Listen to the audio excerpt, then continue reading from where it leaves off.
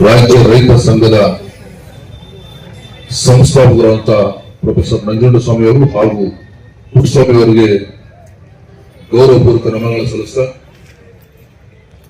ರೈತರನ್ನ ಸಂಘಟಿತರಾಗಿ ರೈತ ಸಮಸ್ಯೆಗಳಿಗೆ ಶಾಶ್ವತವಾದ ಒಂದು ಪರಿಹಾರ ಕಂಡುಕೊಳ್ಳುವ ನಿಟ್ಟಿನಲ್ಲಿ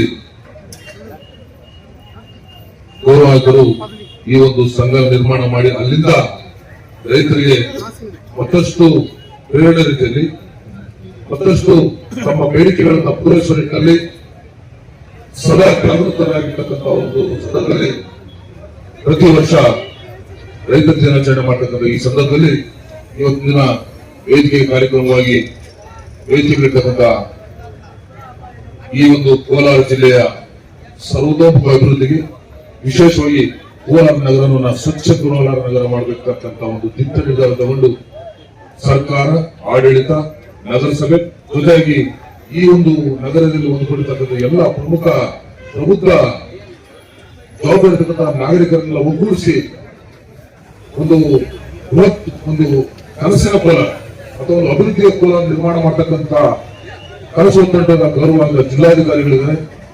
ಹಾಗೆ ಈ ಭಾಗದ ಲೋಕಸಭಾ ಸದಸ್ಯರು ಅಂತ ಮಲ್ಲೇಶ್ ಬಾಬು ಅವರ ತಾಯಿಯವರಿದ್ದಾರೆ. ಹಾಗೆ ಪತ್ರಿಕಾ ಮಾಧ್ಯಮದ ಜಿಲ್ಲಾಧ್ಯಕ್ಷರು ಮುಂದಾರಿನವರು, ಚಂದ್ರಶೇಖರರು, ಮತ್ತೆ ಕೃಷಿ ಇಲಾಖೆಯ ಅಧಿಕಾರಿಗಳು, ನಮ್ಮ ಅಶೋಕರು, ಗೋಪಿನಾಥನವರು, ಮತ್ತೆ ಜಿಲ್ಲಾ ಸರ್ಕಾರಿ ನೌಕರರ ಅಧ್ಯಕ್ಷರಾದ ಅಜಯರು, ಹಾಗೆ ವೇದಿಕೆ ಇರತಕ್ಕಂಥ ಎಲ್ಲ ಗಣ್ಯಮಾನರು, ವಿಶೇಷವಾಗಿ ಈ ಸಂಸ್ಥೆಯ ಜಿಲ್ಲಾಧ್ಯಕ್ಷರಾದ ಗೌರವಾದ ನಾಯಕರು ಆದಿಯಾಗಿ ನಡೆದಿರ್ತಕ್ಕಂಥ ಎಲ್ಲ ನಮ್ಮ ರೈತರು, ಹಾಗೆ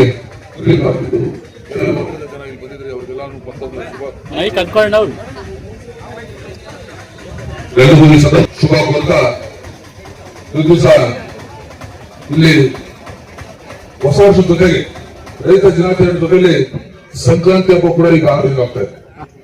ಕಾರಣ ನಾವು ಹುಟ್ಟಿದ್ದು ಬೆಳೀತಾ ಇರೋದು ಎಲ್ಲೂ ಕೂಡ ಮೂಲ ಕಾರಣ ಮಣ್ಣಿಂದ ಮೊದಲುಗೊಂಡು ಮಣ್ಣು, ನೀರು, ಆಮೇಲೆ ಕೃಷಿ ಬೇಕಾದ ಸಲಕರಣೆಗಳು, ತದನಂತರ ಅದರಿಂದ ಉತ್ಪತ್ತಿ ಆದಂತಹ ಉತ್ಪನ್ನಗಳಲ್ಲಿ ಇಟ್ಟು ಅವರೆಲ್ಲೂ ಕೂಡ ನಾವು ದೇವರ ರೀತಿಯಲ್ಲಿ ಪೂಜೆ ಸಲ್ಲಿಸೋದು. ಇದು ಕೇವಲ ಪರಿಕರಗಳು ಮತ್ತು ವಸ್ತುಗಳಂತ ಬೇರೆ ಕಲಿಸಿದ್ರು ಕೂಡ ಇದು ನಮ್ಮ ಬದುಕಿನ ಭಾಗ. ರೈತರಿಗೆ ಇದು ನಮ್ಮ ಒಂದು ಅವಿಭಾಜ್ಯ ಅಂಗ. ಇಂತಹ ಒಂದು ಕೃಷಿ ಉತ್ಪನ್ನಗಳನ್ನ ಇವತ್ತು ಸಹ ಉತ್ಪಾದನೆ ಮಾಡತಕ್ಕಂಥ ನಮ್ಮ ರೈತ ಸಮುದಾಯ ಅವರ ಸಮಸ್ಯೆಗಳು, ರೈತರ ಸಮಸ್ಯೆಗಳು ಶಾಶ್ವತವಾಗಿ ಉಳ್ಕೊಂಡಿದೆ ಹೊರತಾಗಿ ಶಾಶ್ವತ ಪರಿಹಾರ ಕೊಡಲಿಲ್ಲ ಅಂತಕ್ಕಂಥದ್ದು ಬಹಳ ದೊಡ್ಡ ನೋವಿದೆ. ವಿಶೇಷವಾಗಿ ಕೋಲಾರ ಜಿಲ್ಲೆಗೆ ಸಂಬಂಧಪಟ್ಟಂಗೆ 15-20 ವರ್ಷಗಳಿಂದ ಒಂದು ಕೃಷಿಯಲ್ಲಿ ಕ್ರಾಂತಿಕಾರಿಯಾದ ಒಂದು ಬದಲಾವಣೆ ಬಂದು ಅಲ್ಲಿ ನೀರಾವರಿ ಹಿಡಿದು ಎಲ್ಲ ಭೂಮಿ ಹವಾಮಾನದ ಕಟಾವು. ಆದ್ರೆ ಕೆಲವು ವರ್ಷಗಳ ನಂತರ ನೀರಿನ ಅಭಾವವಾಗಿ 2000 ಅಡಿ ಆಳಕ್ಕೆ ನೀರಿಲ್ಲ, ಕ್ಲೋರೈಡ್ನ ನೀರಿನ ಒಂದು ಕೊರತೆ, ಇವೆಲ್ಲ ಮೀರಿ ಒಂದು ಸವಾಲಿದೆ ನಾವು ಎದುರಿಸುವಂತ ಸಂದರ್ಭದಲ್ಲಿ ಏನು ನಮ್ಮ ಹೋರಾಟದ ಒಂದು ಫಲವಾಗಿ ನೀರು ಕೊಡ್ತೀವಿ ಅಂತ ಹೇಳಿ ಒಂದು ದಿವಸ ತ್ಯಾಜ್ಯ ನೀರು ಕೂಡ ಹರಿಸ್ತಕ್ಕಂಥದ್ದನ್ನು ನಾವು ನೋಡಿದ್ವಿ.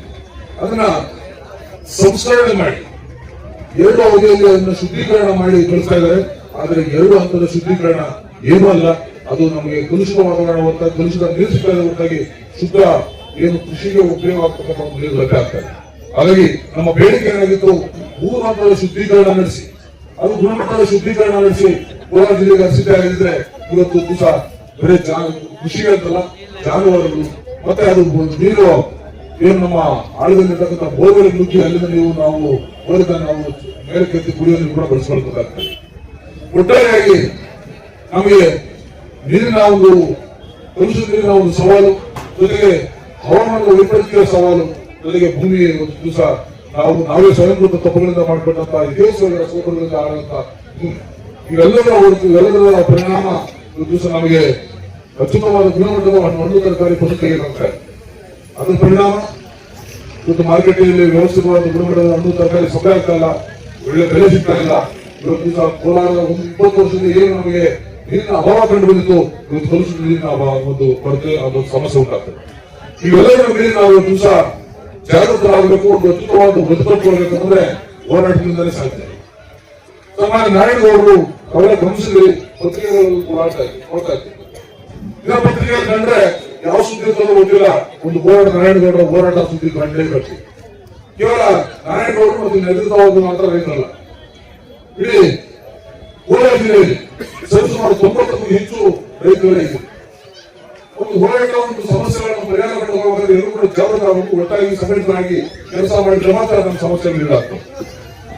ನೀರಿನ ಅಭಾವ 3ನೇ ಸುದ್ದಿಗಳನ್ನ ನಾವು ಹೋರಾಟದ ಮೂಲಕ ಕೇಳಿದ್ವಿ. ಅದನ್ನ ಮಾನ್ಯ ಸರ್ಕಾರಗಳು ಯಾವುದೇ ಸರ್ಕಾರ ಆಗಿದೆ ಅದನ್ನು ಪರಿಸರ ಗಮನ ತಗೊಂಡು ಶುದ್ಧೀಕರಣ ಮಾಡಿಲ್ಲ. ತದನಂತರ ಕಟಾವಾದ ಹಣ್ಣು ತರಕಾರಿಗಳಿಗೆ ಅತ್ಯುತ್ತಮವಾದ ಒಂದು ಮಾರುಕಟ್ಟೆ ವ್ಯವಸ್ಥೆ ಅನ್ನುವಂಥದ್ದು ಸುಮಾರು 20 ವರ್ಷದ ಬೇಡಿಕೆ ಹಂಗೆ ಇದೆ ಹೊರತಾಗಿ ಮಾರುಕಟ್ಟೆ ಅನ್ನೋದು ಜಾಗ ಗುರುತಿಸಿಲ್ಲ. ಈಗಾಗಲೇ ಗೌರ್ಮೆಂಟ್ ರೈತರಿಗೆ ಆ ಜಾಗಗಳನ್ನ ಗುರುತಿಸೋದು, ಮತ್ತೆ ಸರ್ಕಾರಕ್ಕೆ ಒಂದು ವರದಿ ಕೊಡೋದು, ಮತ್ತೆ ರಾಜಕಾರಣಿಗಳನ್ನ ಅವರು ರಾಜಕೀಯ ಒಂದು ಉದ್ದೇಶ ಬಳಸಿಕೊಂಡು ಅದನ್ನ ಅಲ್ಲೇ ನೆನೆದು ಬೀಳ್ತಕ್ಕಂಥ ರಾಜ್ಯದಲ್ಲಿ ಹೊರತಾಗಿ ನಿಜವಾದಂತ ಫಲಾನುಭವಿಗಳಾಗಿ ನಾವು ಸ್ವೀಕಾರ ಮಾಡೋಕ್ಕಾಗಿಲ್ಲ. ಕೈಗಾರಿಕೆಗಳು ಮತ್ತೆ ವಾಣಿಜ್ಯೋದ್ಯಮಗಳು ನಿಮ್ಗೆ ಗೊತ್ತಿದ್ದಾರೆ. ನರಸಾಪುರ ಮತ್ತೆ ಬೇಗತಕ್ಕಂಥ ಒಂದು ವಾಣಿಜ್ಯೋದ್ಯಮಗಳು ಕೈಗಾರಿಕೆಗಳಿದ್ದಾರೆ. ಅವ್ರು ಯಾರಾದ್ರೂ ಒಂದು ಬಹುರಾಷ್ಟ್ರೀಯ ಕಂಪನಿಗಳು ಬಂದ್ರೆ ಸರ್ಕಾರದ ಮುಂಚೆನಲ್ಲಿ ನಿಂತು ಸರ್ಕಾರದ ಮುಂದಾಳು ತಗೊಂಡು ಅವರಿಗೆ ಒಂದು ಸ್ಥಳ ಅವಕಾಶ ಮಾಡಿಕೊಡುವುದು, ಮತ್ತೆ ಮಾರುಕಟ್ಟೆ ವ್ಯವಸ್ಥೆ, ಮತ್ತೆ ಅವರಿಗೆ ಉದ್ಯೋಗಗಳನ್ನು ಹುಡುಕೊಡ್ತಕ್ಕಂಥ ಕೆಲಸ ಮಾಡ್ತಾರೆ. ಆದ್ರೆ ಇಲ್ಲಿ ರೈತರು ಇವತ್ತು ಬದುಕಿನ ಜೀವ ರೈತರು ದಿವಸ ಅವರಿಗೆ ಒಂದು ವ್ಯವಸ್ಥೆಯನ್ನು ಮಾರುಕಟ್ಟೆಗಳನ್ನು ತಿಳ್ಕೊಳ್ಳಿಲ್ಲ ಅಂತಕ್ಕಂಥ ಒಂದು ಹೃದಯವನ್ನು ಕಾಡ್ತಾ ಇದೆ. ಇವತ್ತು ದಿವಸ ನಾವು ಬೇಡಿಕೆ ಇರ್ತಕ್ಕಂಥ ಇಡೀ ವಿಶ್ವದಲ್ಲಿ ದೊಡ್ಡ ಮಾರುಕಟ್ಟೆ ಇರ್ತಕ್ಕಂಥ ನಮ್ಮ ಕೋಲಾರ ಜಿಲ್ಲೆಯಲ್ಲಿ ಅದು ನಗರಕ್ಕೆ ಹೊಂದ್ಕೊಂಡಿದೆ. ಅದನ್ನ ಹೊರಗಡೆ ವಿಸ್ತರಿಸಿ ಅಥವಾ ಬೇರೆ ಕಡೆ ಬದಲಾಯಿಸಿ ವಿಸ್ತರಿಸಿ ಸುಮಾರು 100 ಎಕರೆ ಕೊಟ್ಟಿದೆ. ಆದ್ರೆ ಇವತ್ತು ದಿವಸ ಏನು 8 ಜಿಲ್ಲೆಯಿಂದ ಬರ್ತಕ್ಕಂಥ ಹಣ್ಣು ತರಕಾರಿ ಕೋಲಾರ ಬರ್ತಾ ಇದೆ, ಇಲ್ಲಿ ರಾಜ್ಯದಿಂದ ಬರ್ತಾ ಇದೆ, ಮತ್ತೆ ನೆಲ ರಾಜ್ಯದಿಂದ ಬರ್ತಾ ಇದೆ. ಇನ್ನಷ್ಟು ಉತ್ತಮಗೊಳಿಸಿ ಮತ್ತೆ ಗುಣಮಟ್ಟದ ಒಂದು ಮಳೆ ನೆನೆದಿದೆ ಮಾಡಿದೆ ಒಂದು ಶೇಖರಣೆ ಮಾಡಿ ಅದನ್ನ ಸರಬರಾಜು ಮಾಡಿದ್ರೆ ಇವತ್ತೇನು ನಮ್ಮ ಬೆಲೆ ಸಿಗ್ತಾ ಇದೆ ಅದಕ್ಕೆ 20 ವರ್ಷ ಹೆಚ್ಚಿನ ಬೆಲೆ ನಾವು ಪಡೆಯಬಹುದು ಅಂತ ಒಂದು ಔಷಧ ಇರೋದ್ರಿಂದ ಜೊತೆಗೆ ಸಂಸ್ಥಾನ ಘಟಕಗಳು ಈಗ ನನ್ನ ಜಿಲ್ಲಾಧಿಕಾರಿಗಳಿದ್ದಾರೆ, ಅವರು ಕೂಡ ವಿಶೇಷವಾದ ಕಾಳಜಿ ಇರ್ತಕ್ಕಂಥ ಒಂದು ಮನವಿ ಮಾಡ್ತೇನೆ. ಮಾರುಕಟ್ಟೆಗೆ ಸಾವಕಾಶ ನೀಡುವುದಕ್ಕೆ ಸಂಸ್ಕರಣಾ ಘಟಕಗಳು ಇವತ್ತು ಮಾವು ಆಗಿರ್ಬೋದು, ಟೊಮೆಟೊ ಆಗಿರ್ಬೋದು, ಯಥೇಚ್ಛ ಬೆಳೆಯೋದ್ರಿಂದ ಅವತ್ತು ದಿವಸ ಕಡಿಮೆ ಬೆಲೆ ಅದು ಮಾರುಕಟ್ಟೆಗೆ ಕಡಿಮೆ ಬೆಲೆಗೆ ಸಿಕ್ಕಿದ್ದಾದ್ರೆ ಅದನ್ನ ಸಂಸ್ಕರಣೆ ಮಾಡಿ ಅದನ್ನ ಮತ್ತಷ್ಟು ಬಹುಪಯೋಗಿ ವಸ್ತುಗಳನ್ನು ತಯಾರಿ ಮಾಡಿದಾದ್ರೆ ವ್ಯಾಲ್ಯೂ ಬೆಳೆಸುತ್ತದೆ. ಅದಕ್ಕೆ ಮಾಡಿದಾದ್ರೆ ಟೊಮೆಟೊ ಮಣ್ಣು ಮಾವು ಬೆಳೆ ಬೆಳೆಸುತ್ತದೆ. ನಾವು ರೈತರಿಗೂ ಉತ್ತೇಜನ ಕೊಟ್ಟಲ್ಲ. ಇವೆಲ್ಲರೂ ಗಮನದಲ್ಲಿಟ್ಕೊಂಡು ದಿವಸ ಏನು ರೈತರ ದಿನಾಚರಣೆ ಮಾಡ್ತಿದ್ರಿ, ರೈತರ ದಿನಾಚರಣೆ ಒಂದು ವೇದಿಕೆ ಕಾರ್ಯಕ್ರಮ ಆಗಬಾರ್ದು, ಅದು ನಿಜವಾದಂತಹ ಒಂದು ನಮ್ಮ ಸಮಸ್ಯೆಗಳ ಪರಿಹಾರ ಕಂಡುಕೊಳ್ತಕ್ಕಂಥ ಒಂದು ಕಾರ್ಯಕ್ರಮ ಆಗಬೇಕು.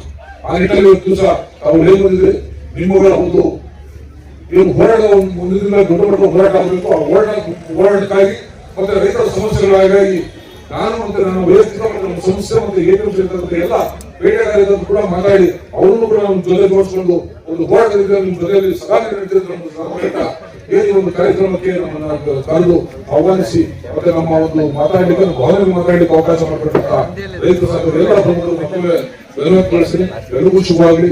ಮತ್ತೊಮ್ಮೆ ಹೊಸ ವರ್ಷ ಶುಭಾಶಯಗಳು. ಸಂಕ್ರಾಂತಿ ಎಲ್ಲರಿಗೂ ಶುಭವಾಗಲಿ. ಜೈ ಹಿಂದ್, ಜೈ ಕರ್ನಾಟಕ, ಜೈ ರೈತ.